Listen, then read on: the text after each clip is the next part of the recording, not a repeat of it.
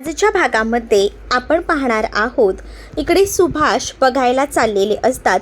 त्यांना असं वाटत असतं की काही झालं तरी पमाच्या समोर या दोघींना येऊ द्यायचं नाही आणि त्यासाठी पमाच्या समोर या दोघींना नाही यायचं हे त्यांनी ठरवलेलं होतं. तिथे शरू सांगत असते की प्लीज बाबा एकदा ऐका ना, प्लीज असं करू नका, आम्हाला आईपासून लांब ठेवू नका हे देखील सांगितलेलं असतं. पण तरीसुद्धा ना आता बाबा ऐकायला तयार नसतात. ते सांगतात की आज माझ्या पमाची जी अवस्था आहे त्याला सर्वस्वी तुम्ही जबाबदार आहात, कारण तिने ना लहानपणापासून तुम्हाला खूप लाडात वाढवले. आमच्याकडे तेवढा पैसा नव्हता, काहीच नव्हतं, तरीसुद्धा स्वतःच्या पोटाला चिमटा काढत तुमच्या सगळ्या इच्छा पूर्ण केल्यात आणि आज तुम्हाला काय दिवस दाखवताय तुम्ही. तेव्हाच ना इथे उमाही म्हणत असते की भाऊजी जे काही झालं ते कळतंय, पण आता प्लीज सगळ्या गोष्टी विसरून जा, आपण नव्याने सगळ्याला सुरुवात करूया. शरूसुद्धा बाबांची माफी मागत असते. एकदा आईला आम्हाला बघू द्या असं देखील विनंती करत आता बोलत असते. तेच बाबा सांगत असतात की सॉरी, पण मी तुम्हाला आईला भेटू देणार नाही. मुळात तुमचा आणि आमचा आता काही संबंध नाही आहे असं देखील सुभाषने ठणकावून सांगितलेलं असतं. सुभाष जेव्हा ह्या सगळ्या काही गोष्टी बोलतात तेव्हा मात्र शरूला रडू येत असतं. शरू आणि त्याचसोबत आसावरी सगळेच जण रडत असतात. सुभाष म्हणत असतात, पहिल्यांदा ना मी स्वतःला खूप जास्त लकी समजायचो. मला असं वाटायचं की मला मुलगा नाही आहे, पण माझ्या चार मुली आहेत. या 4 मुली माझं आयुष्य नक्कीच उजळतील. पण आज मला कळतंय, मला पश्चाताप होतोय तुम्हाला मुलगीसुद्धा म्हणायचा, कारण आज तुम्ही ना आमच्या पाठीत खंजीर खुपसलाय. एवढी मोठी गोष्ट आमच्यापासून लपवून ठेवली. आम्ही विचारही केला नव्हता की तुम्ही मुली अशा निघालते, कारण आमचा तुमच्यावर खूप जास्त विश्वास होता. मुलं कशी आहेत ना की लगेच अशी पाखरासारखी उडून जातात, पण आम्हाला आमच्या मुलींकडनं अपेक्षा होत्या, पण त्या मुलींनी आमचा अपेक्षा भंग केला. आम्हाला ना राग येतो. मला तर हेच म्हणायचं आहे की तुमचा आमचा संबंध नाही आहे, तुम्ही आता पमाला भेटायलाही येऊ नका असं देखील सुभाषने सांगितलेलं असतं. सुभाषचं हे बोलणं ऐकून मात्र ना आता आसावरीला रडू येत असतं. आसावरी शरू दोघंही जण बाबांना समजवायचा प्रयत्न करत असतात की बाबा प्लीज एकदा तरी माफ करा, ज्या काही गोष्टी झाल्यात त्या कळतात, आम्हाला चुकीचं झालंय. तो गौतम बांदेकर चांगला नव्हता बाबा, म्हणूनच तर मी आशुताईचं लग्न त्याच्यासोबत होऊ दिलं नाही. लोकांच्या पोरांना नावं ठेवण्याआधी ना स्वतः पण बघायचं की आपण किती पाण्यात आहोत ते, कारण तुम्ही त्यांच्याबद्दल बोलताय आणि तुम्ही काय केलंय, तुम्ही सुद्धा तेच केलं आहे ना असं बाबा ओरडूनच ते शरूला बोलत असतात.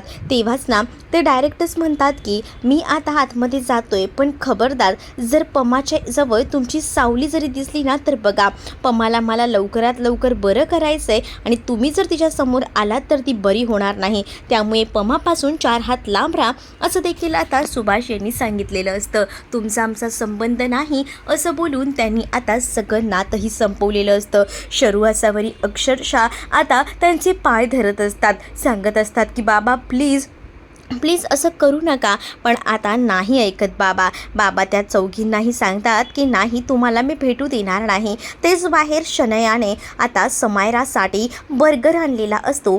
समायरा म्हणत असते की बरं झालं यार, तुम्हाला निदान बर्गर तरी आणून दिला. वैतागलेली यार ह्या सगळ्यांच्या यांच्या रडारडीच्या कटकटीतून. तुला सांगू का, आता तर माझी लाईन ना क्लिअर झालेली आहे. त्या आसावरीला आता काही लग्न करता येणार नाही त्या गौतमसोबत, कारण ते कंडक्टर अंकल आणि त्यासोबत माझी मावशी आहे ना, त्यांनी तर सरळ सरळ त्यांच्याशी बोलणंच बंद केलं. हे ऐकून शनयाला धक्का बसतो. तर समायरा आता सांगत असते की मी तर माझ्या डॅडनाच सांगणार आहे, हे हॉस्पिटलचं प्रकरण संपल्यानंतर आपण थेट जाऊया त्या गौतमच्या घरी आणि लग्नाची बोलणी करूया, मग माझा हा गौतम कायमचा होईल असं देखील समायरा हसत हसत शनयाला सांगत असते. आणि ती आता खाली मस्तपैकी बर्गर एन्जॉय करत असते. तेच दुसरीकडे आता सुभाषने जे जे शब्द बोललेले असतात ते सगळे शब्द शरू, आसावरी त्याचबरोबर अनु आणि मयूच्या कानावर पडत असतात.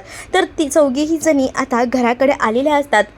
घराचं गेट वगैरे उघडतात आणि आतमध्ये येतात. त्यांच्याकडे घराची किल्ली नसते. चौघीही जणी चालत सरळ आलेले असतात आणि त्यांना आता घराकडे पाहिल्यानंतर पमासोबत घालवलेले सगळे क्षण शरूला आठवतात. तर आसावरीसुद्धा त्या सगळ्या ह्याच्यामध्ये हरवून जाते.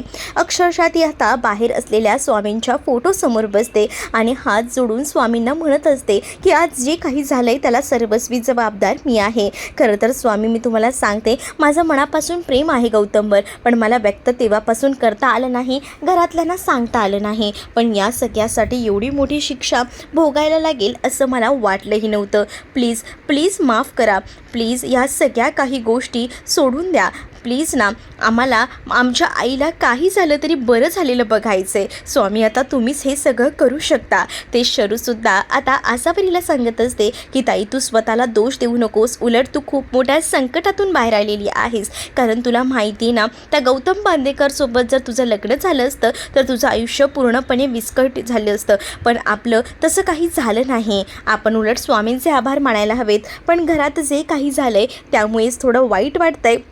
पण आता या स्वामींनाच आपण प्रार्थना करूया. दुसरीकडे आता मयू म्हणत असते की मी तर आईबाबांशिवाय राहू शकत नाही, कारण ती खूप जास्त लहान असते. पण तिला आसावरी शरू समजवतात आणि आता चौघीही जणी तिथे स्वामींच्या फोटोजवळ बसून खूप जास्त रडत असतात. ते दुसरीकडे उमा आता म्हणत असते की आकाश, साक्षी कुठे? तर साक्षी ना खालच्या फ्लोअरला बसली. तिलासुद्धा थोडं असं त्रास होतोय म्हणून तीही थोडा आराम करते. तेव्हाच आता दुसरीकडे उमा सांगत असते की ह्या मुलींच्या बाबतीत सुद्धा सुभाषने काय निर्णय घेतलाय ना, तो मला पटला नाही आहे. मान्य आहे, मुली चुकल्या आहेत. मग आकाश म्हणतो निदान तू तरी त्यांच्याशी बोलून बघ ना. म्हणूनच मग आता उमा जी आहे ती सुभाषशी बोलायला जाते. पण सुभाष आता ऐकण्याच्या मनस्थितीत नसतात. ते म्हणत असतात की माझ्यासाठी ना आता माझ्या पम्माची तब्येत ठीक झालेली असायला हवी. पम्मा जर बरी नाही झाली ना तर त्या मुलींना मी सोडणार नाही, कधीच त्यांना मी माफही करणार नाही, असंही आता म्हटलेलं असतं. आणि जेव्हा या सगळ्या काही गोष्टी बोलल्या जातात तेव्हा मात्र आता माहिती आहे, मान्य आहे, मुलींची चूक झाली आहे, पण एवढंही आपण ताणून धरव्या नको. तेच दुसरीकडे मात्र आता उमा जी आहे ती आकाशला सांगते की जरा जाऊन बघ त्या मुली कुठे गेल्या आहेत, त्या घराकडे गेल्यात की नाही, जा तू आणि साक्षी. तर दुसरीकडे बिंदू जी आहे ती तेजस्विनीकडे आलेली असते आणि तेजस्विनीला म्हणत असते की प्लीज मॅडम काहीतरी खाऊन घ्या. तुम्हाला सँडविच आणू का तुम्हाला चिया पुडिंग आणू, काय आणू सांग ना. मग मला आता काहीच गोड खायचं मन नाही करत आहे. मग तुम्हाला तिखट म्हणजे मिसळपाव आणू का, असंही बिंदू विचारते. त्यावर मात्र मला काहीच नको आहे, प्लीज बिंदू मला एकटीला सोड, आणि असं बोलून ती बिंदूला जायला सांगते. तेच तेजस्विनीला आता सगळं आठवत असतं. काय काय घडलं होतं ते सगळे प्रसंग ना तिच्या डोळ्यासमोर येऊ लागतात आणि त्यामुळेच ना तिला खूप जास्त त्रास होत असतो. तेच बरोबर आता बांदेकर जो आहे त्यांनी सांगितलेलं असतं की खानोलकर ग्रुप ऑफ इंडस्ट्रीजचे एकमेव मोठे चिरंजीव ज्यांनी जय खानोलकर जे आहेत त्यांच्या भावाच्या प्रेमासाठी अक्षरशः भीक मागायला सुद्धा आले होते. तेव्हासुद्धा आमच्याकडे त्यांनी येऊन विनवणी केली होती. मग तुम्हाला ह्या गोष्टी माहितीच नसतील हे देखील बांदेकरने आता तिथे सांगितलेलं असतं. तेच दुसरीकडे जय आलेला असतो जीवनाचं ताट घेऊन आणि तो म्हणत असतो की निदान काहीतरी खाऊन घे. पण तरीसुद्धा ना आता तेजस्विनी त्याला नकार देते. तेजस्विनी त्याला सरळ सांगते की जा प्लीज इथून, मला काहीच नको आहे. आणि तेजस्विनी डायरेक्ट ना झोपून घेते. मग हे सगळं बघून आता जय म्हणतो की कसं समजावायचं आहे मॉमला, काहीच कळत नसतं. ते दुसरीकडे आता इकडे चौघीही जणी बसलेल्या असतात शांतपणे आणि त्यासुद्धा ना खूप जास्त रडत असतात. त्यांनासुद्धा घडलेल्या प्रकाराचा खूपच जास्त त्रास होत असतो आणि त्यामुळेच ना त्या रडत असतात. सारखी आता त्यांना पम्माची आठवण येत असते. पम्मासोबत घालवलेले ते सगळे क्षण त्यांच्या नजरेसमोरून जात असतात. तेच आता इकडे त्यांनी जे काही दागिने घातलेले असतात ते अंगावर सगळे एक एक करून ते उतरवतात. मग अनु म्हणत असते की आता आपण काय करायचं आहे, इथेच बसायचं आहे का? तर शरू म्हणते की हो, आपली ही शिक्षा आहे आणि आपण ही शिक्षा पूर्ण करायचीच. आता आपण इथेच बसायचं. प्रत्येकीने आपल्या अंगावर जे दागिने घातलेले होते ते काढून ठेवलेले होते आणि ते आता जे काही प्रसंग चाललाय त्याला सामोरे जात होते. दुसरीकडे जय जो आहे तो आता आपल्या रूममध्ये जाऊन बसलेला असतो आणि जय जेव्हा रूममध्ये जाऊन बसतो ना तेव्हा त्याच्या नजरेसमोर तेच आठवतं की आमच्या घरात ही कंडिशन आहे तर शरूच्या घरात काय असेल. म्हणूनच मग त्याने आता न राहून शरूला कॉल केलेला असतो विचारण्यासाठी. मग तो विचारतो की सगळं कसं आहे, पण शरू बोलण्याच्या मनस्थितीत नसते. शरू म्हणत असते की सॉरी, पण मी माझ्याकडचं सांगून अजून तुझं टेन्शन वाढवणार नाही आहे. आणि असं बोलून आता शरूने कॉल कट केलेला असतो.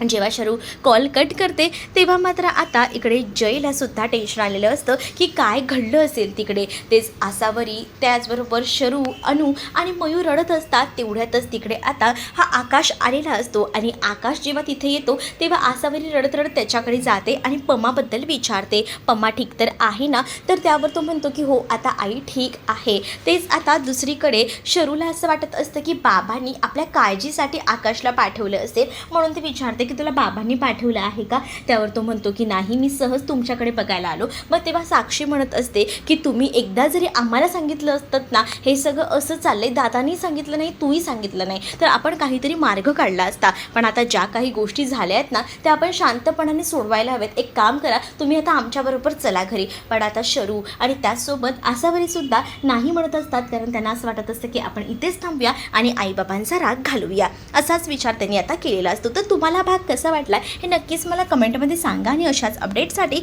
चॅनलला सबस्क्राईब नक्कीच करा. चला तर मग भेटूया पुढच्या भागात. व्हिडिओला लाईक करायला विसरू नका.